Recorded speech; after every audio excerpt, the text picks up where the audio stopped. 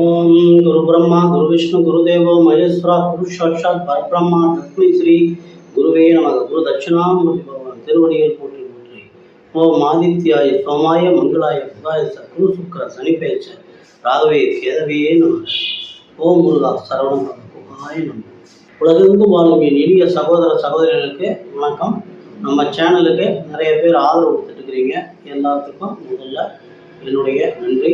இன்னைக்கு நம்ம என்ன பார்க்குறோம்னா, மே மாதம் 2024 தனுசு ராசிக்கான ராசி பலன்களை பார்க்கணும். இந்த ராசி பலன்களில் முதல்ல கிரகத்தினுடைய நிலைகள், அவருடைய மாறுதல், கிரகங்கள் மாறுறதுனால என்ன பலன்கள் மாறுது அப்படிங்கிறதையும், அடுத்தது உங்கள் ராசிக்கு சந்திராஷ்டம தினங்கள் எது எது அப்படிங்கிறதும், உங்கள் ராசியில் இருக்கக்கூடிய நட்சத்திரங்களுக்கு மூலம், பூராடம், உத்திராடம் 1 ஆகிய நட்சத்திரங்களுக்கு எந்தெந்த நாட்கள் சுப நாட்கள், எந்தெந்த நாட்கள் அசுப நாட்கள், எந்தெந்த நாட்கள் யோக நாட்கள் அப்படிங்கிறதையும், உங்கள் ராசிக்கு அதிபதி யார், அதிதேவதை யார், நட்சத்திரத்திற்கு அதிதேவதை யார், இந்த 2 பேர்த்தையும் சேர்த்து வழிபடுறப்ப தான் நமக்கு ஒரு நல்ல பலன்களை நம்ம எதிர்பார்க்க முடியும். அதனால் அனைத்து விவரங்களையும் இந்த ராசி பலன்களை கொடுத்துருக்குறோம். வாங்க உள்ள ராசி பலன்குள்ள போகலாம்.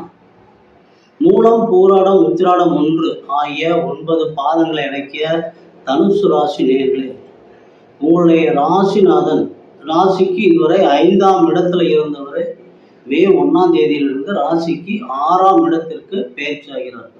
6ஆம் இடம் என்பது ரண ருண ரோக சத்ருஸ்தானம். அது சத்ருஸ்தானத்துக்கு உங்களுடைய ராசிக்கும் 4ஆம் சுகஸ்தானத்திற்கும் அதிபதியான குரு பகவான் பெயர்ச்சியாகிறார். அங்கே 6ஆம் இடத்துல இருந்து உங்களுடைய ராசிக்கு 2, 10, 12 ஆகிய 3 இடங்களை பார்க்கிறார். 2ஆம் இடங்கிறது தனம், வாக்கு, குடும்பஸ்தானம். 10ங்கிறது சொந்த தொழில் செய்யக்கூடிய தொழில் ஸ்தானம். 12ங்கிறது அயன் சயன போக விரயஸ்தானம், தொலைதூர பிரயாணங்கள், இதையெல்லாம் குறிக்கக்கூடிய ஆகிய 3 ஸ்தானங்களையும் குரு பகவான் உங்கள் ராசிநாதன் பார்வையிடுகிறார்.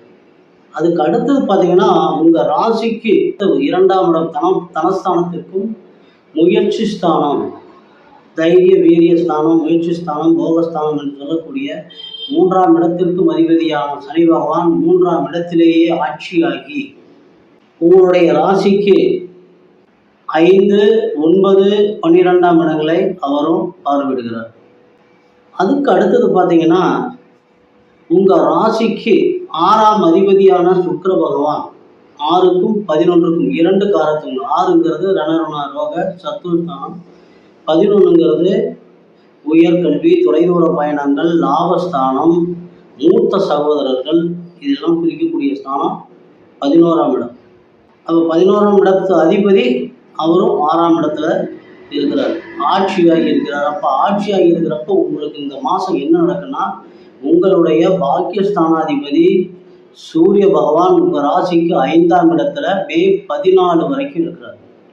அப்போ 5ஆம் இடத்துல சூரியன் உங்களுக்கு பாக்கியஸ்தானாதிபதி, தந்தையினுடைய ஸ்தானம், தந்தையினுடைய நிலை, தந்தையினுடைய புகழ், ஆன்மீக பெரியோர்கள், ஆன்மீக பயணங்கள், இதெல்லாம் குறிக்கக்கூடிய சூரிய பகவான், அரசியல், அரசு துறை, இது எல்லாத்தையுமே குறிக்கக்கூடிய சூரிய பகவான் உங்கள் ராசிக்கு 5ஆம் இடத்துல பூர்வ புண்ணிய புத்திர ஸ்தானாதிபதி, காலபுருஷனுக்கு பூர்வ புண்ணிய புத்திர ஸ்தானாதிபதியாகவும் அவர் 5ஆம் இடத்திலேயே இருக்கிறதுனால 14ஆம் தேதி வரைக்கும் குழந்தைக்கு முயற்சி பண்ணுறவங்களுக்கும், பூர்வீக சொத்துக்களில் இருக்கக்கூடிய பிரச்சனைகளை பேசி தீர்த்துக்கிறதுக்கு பூர்வீகத்தினால ஆதாயம் முழுக்க உண்டு. பூர்வீக சொத்துக்கள் இது வரைக்கும் பிரச்சனைகள்லாம் இருந்ததுன்னா நீங்கள் அதை இந்த டைமில் பேசி தீர்த்துக்கலாம். அரசு சார்ந்த துறைகள் இருக்கிறவங்களுக்கும் மிகச்சிறந்த ஒரு ஆதாயம். அதுக்கு அடுத்து 14ஆம் தேதிக்கு மேலே சூரிய பகவான் உங்களுடைய ராசிக்கு 6ஆம் இடத்திற்கு வர்றார். இப்போ 6ஆம் இடத்திற்கு வர்றப்ப சூரிய பகவான் 6ஆம் இடத்திற்கு வந்தால் எதிரிகளை வெல்லக்கூடிய வலிமை உண்டு. இவருக்கு யார் யாரெல்லாம் இப்போ எதிரிகள் இருந்தாங்களோ அவங்கள எல்லாத்தையும் இவரை தூக்கி துவம்சம் பண்ணிடுவாங்க. யாரையும் பார்த்து இவர் பயப்பட வேண்டியதில்லை. தனுசு ராசிக்காரங்க இந்த மாதம் பயப்பட வேண்டியதில்லை. உங்கள் ராசியிலேயே, உங்கள் ராசிக்கு 6ஆம் இடத்துலையே குரு சுக்கிரன் இணைவு இருக்கிறதுனால, குரு சுக்கிரன் இணைவு தான் ஒரு மிகப்பெரிய தனத்தை ஒரு ஜாதகருக்கு வாரி வாரி வழங்கக்கூடிய இணைவு. அப்போ வாரி வாரி வழங்கினாலும் அது எந்த வழியாக நமக்கு வரும் அப்படின்னா, நீங்கள் வந்து பேங்க்ல எங்கேயோ கடன் கேட்டிருப்பீங்க, அல்லது தொழில் செய்கிறவங்க வந்து ஓய்வு பெற்றிருப்பாங்க. அந்த மாதிரி விஷயங்கள்லாம் வர்றப்ப உங்களுக்கு அதனுடைய செட்டில்மெண்ட் எல்லாம் கிளியர் ஆகும். அந்த மாதிரி ஆகிறப்ப உங்களுக்கு ஒரு மிகப்பெரிய ஒரு தனவரவை அது கொடுக்கும். அதே மாதிரி உங்கள் ராசிக்கு 10ஆம் இடத்துல கேது பகவான் இருக்கார். கேது பகவான் 10ஆம் இடத்துல இருக்கிறதுனால தொழில் ஸ்தானம் பாதிக்குமா அப்படின்னா, பாதிப்பு குறையும் அப்படின்னு தான் சொல்லுவேன். ஏன்னா 3, 6, 10, 11 சொல்லக்கூடிய உபசய ஸ்தானங்கள்ல பாவக்கரங்கள் இருக்கிறது தன்னுடைய கெடு பலன்களை குறைத்து நல்ல பலன்களைத்தான் கொடுப்பாங்க அப்படின்னு சொல்லி தான் நம்ம ஜோதிட சாஸ்திரம் ஒரு விதி இருக்கு. அதனால 10ஆம் இடத்துல இருக்கிற கேதுவால உங்களுக்கு எந்த பிரச்சனையும் இல்லை. ஆனா 5ஆம் இடத்து அதிபதி 5க்கும் 12க்கும் அதிபதியான செவ்வாய் பகவான் 4ஆம் இடத்துல சுகஸ்தானத்துல வந்து இருக்கிறார். அப்ப சுகஸ்தானத்துல இருக்கிறப்ப உங்களுக்கு ஒரு வகையில வண்டி வாகன யோகம் இருந்தாலும் கொடுத்தாலும் குழந்தைகளுடைய உடல் நலன்ல நீங்க கொஞ்சம் அக்கறை எடுத்துக்கணும். அதே மாதிரி சொத்துக்கள் விஷயத்துல நீங்க கொஞ்சம் உஷாரா தான் இருக்கணும். ஏன்னா 5ஆம் இடத்து அதிபதி 4, 5ங்கிறது பூர்வமுனி புத்திரஸ்தானம்னு சொல்லியிருக்கிறோம். அப்ப இந்த பூர்வீக சொத்துக்கள்ல உங்களுக்கு லாபம் வந்தாலும் நீங்க அதை கொஞ்சம் உஷாரா இருந்தா தான் அந்த லாபம், இல்லைன்னா அது விரயமாயிடும், பார்த்துக்குங்க. அதுக்கு அடுத்தது உங்க ராசிக்கு 7ஆம் இடத்திற்கும் 10ஆம் இடத்திற்கும் அதிபதியான புதன் பகவான் 7, 10க்கு உண்டானவர் ராசிக்கு 4ஆம் இடத்துல வக்கரமடைகிறார். வக்கரமடைஞ்சு மே 10ஆம் தேதி வரைக்கும் 4ஆம் இடத்துல இருக்கிறார். அதுக்கப்புறம் 5ஆம் இடத்திற்கு 10ஆம் தேதிக்கு மேல 5ஆம் இடத்திற்கு வருகிறார். 5ஆம் இடம் அப்படிங்கிறதா ஒரு மனிதனுடைய செல்வாக்கு, புகழ், காதல், இது எல்லாத்தையுமே சொல்லக்கூடியது. இப்போ 7ஆம் இடத்து அதிபதி 5ஆம் இடத்துக்கு வர்றதுனால லவ் மேரேஜ் பண்ணலான்னு எதிர்பார்த்துட்டு இருக்கிறவங்களுக்கு கண்டிப்பா சீக்கிரம் லவ் மேரேஜ் ஆயிடும். லவ் பண்ணிட்டே இருப்பாங்க, சரி காதல் பண்ணிக்கிறவங்களுக்கு நமக்கு கல்யாணம் பண்ணிக்கலாமா அப்படின்னு அவங்க ஒரு முடிவை எடுக்கிறப்ப இது வந்து அவங்களுக்கு சரியான காலகட்டம். 3ஆம் இடத்து அதிபதியான சனி பகவான் அவர் தான் உங்களுக்கு ஆயுள்காரகர். அவரே வந்து உங்களுடைய 12ஆம் இடத்தை பார்க்கறதுனால உங்களுக்கு குடும்பத்துல ஒரு அமைதி, ஒரு நிம்மதி நிலவும். மொத்தத்துல இந்த மாதம் உங்களுக்கு ஒரு மிகச்சிறந்த ஒரு நல்ல மாதமாக தான் இருக்கு. சரி, இப்போ தனுசு ராசிக்காரங்களுக்கு சந்திராஷ்டம தினங்களை பார்த்தோம்னா 13/5/24, 8/9 முதல் இரவு 8/9 முதல் 15/5/24 மாலை 3:25 வரைக்கும் உங்களுக்கு சந்திராஷ்டம தினங்கள். மூல நட்சத்திரத்துல பிறந்தவர்களுக்கான மே மாதத்திற்கான சுப தினங்கள் மே 1, 3, 5, 6, 8, 10, 12, 14, 17, 21, 24, 27, 30 ஆகிய தினங்கள் உங்களுக்கு சுப தினங்கள். அடுத்து மூல நட்சத்திரம் பிறந்தவங்களுக்கு அசுப தினங்கள் மே 2, 4, 15, 28, 29 ஆகிய நாட்கள் அசுப தினங்கள். யோக நாட்கள் மே 10, 12. இந்த சுப தினங்கள்னு கொடுத்துருக்கிறதுனால நீங்க எந்த வேலையில வேணாலும் நீங்க ஆரம்பிக்கலாம், செய்யலாம், உங்களுக்கு அதுல தோல்வியே வராது. அதே மாதிரி அசுப தினங்கிறப்ப நீங்க கொஞ்சம் எச்சரிக்கையா இருந்துக்கணும், புதிய முயற்சிகளை கைவிட்டணும். இந்த ஆண்டு குரோதி ஆண்டினுடைய மந்திரியா சனி பகவானே வர்றதுனால அவரே உங்களுக்கு தனஸ்தானத்திற்கும் முயற்சி ஸ்தானத்திற்கும் அதிபதியா வர்றதுனால தனுசு ராசியில் இருக்கிறவங்க முடிஞ்ச வரைக்கும் எவ்வளவுக்கு எவ்வளவு குலதெய்வ வழிபாட்டை அதிகப்படுத்தணுமோ அவ்வளவுக்கு அவ்வளவு குலதெய்வ வழிபாடும், இந்த ராசிக்கு உண்டான அதிதேவதையினுடைய வழிபாடும், நட்சத்திரத்திற்கு உண்டான தேவதையினுடைய வழிபாடும், இந்த மூணையும் நீங்க சேர்த்து வழிபட்டு வரதான் உங்களுடைய வாழ்க்கை சுகமா சுபிட்சமா அடையும்.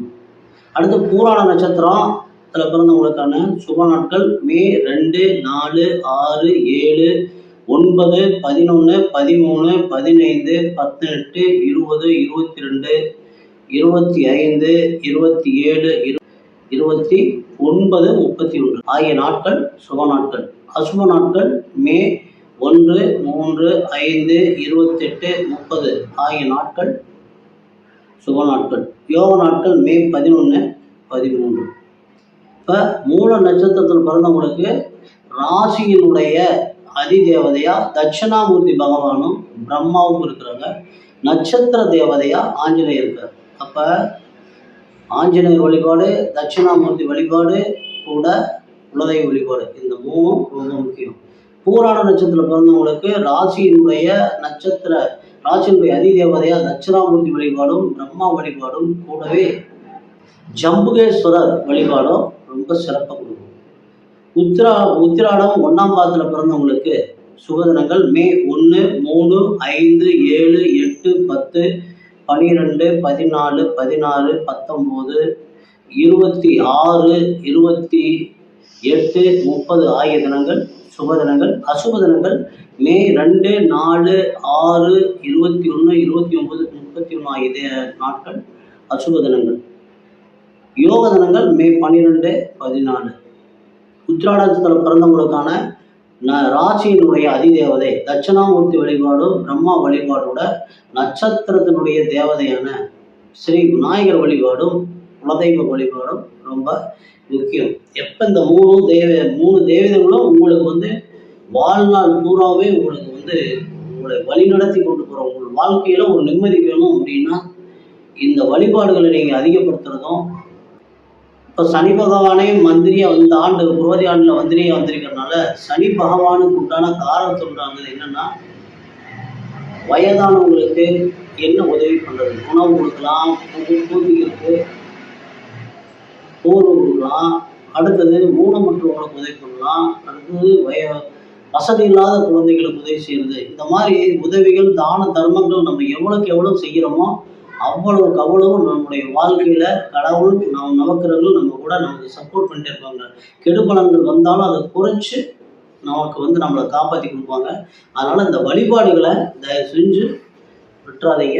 மீண்டும் அடுத்த பதிவில் சந்திக்கிற வரைக்கும் எல்லாம் உள்ள எம்பெருமான் ஸ்ரீ முருகப்பெருமான் உங்களுக்கு எல்லா வளங்களையும் நலங்களையும் வாரி வழங்க வேண்டும் என்று கேட்டு இந்த பதிவினை நிறைவு செய்கிறோம். நன்றி.